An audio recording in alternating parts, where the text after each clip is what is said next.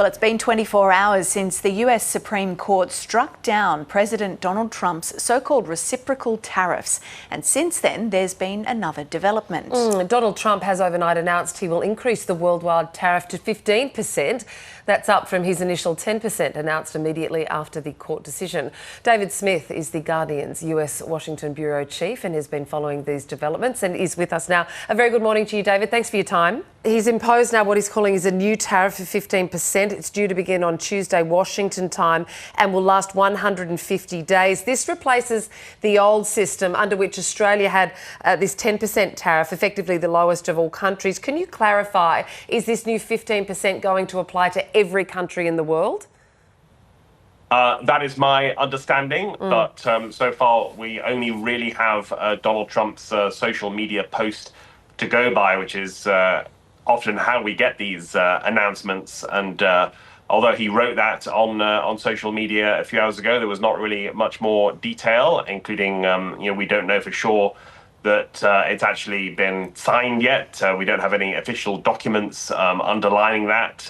He claimed the new tariffs would take effect immediately, but again, we don't have any other official confirmation of that. And I think that's one of the ongoing problems here. The German Chancellor Merz has said in the last day or so, it described it as the poison of uncertainty with so many of these tariffs. You have Australia, you have so many other countries not quite sure what any of this means and whether it applies to them. Yeah, and I'm sure a lot of Australian exporters would be looking at this. Our business to the United States is around $24 billion.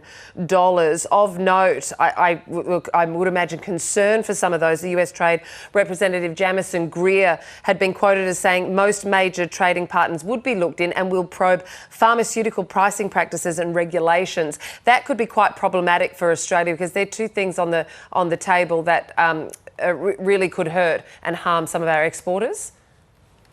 Yeah, for sure. And look, yesterday Trump was already carving out certain items from tariffs. And we know, for example, also aluminium and steel have been treated separately. We are in uncharted territory once again with all of this. I mean, today's announcement seems to depend on Section 122 of the Trade Act of 1974 in the United States.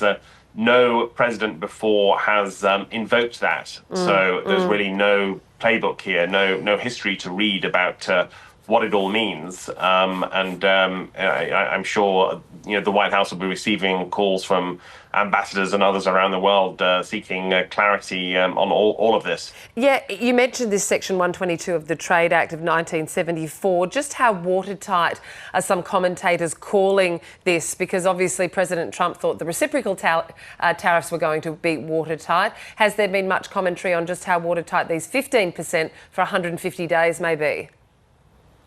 I think it's regarded as relatively watertight for now, partly because it does have this big condition attached that, as you say, it's only going to be in place for 150 days, after which Trump would require Congress to approve and extend it. And that, of course, is where, again, a lot of the unpredictability comes in, because while his Republican Party does control both the House and Senate, we've seen some Republican rebellions, including just recently, for example, on tariffs imposed on Canada.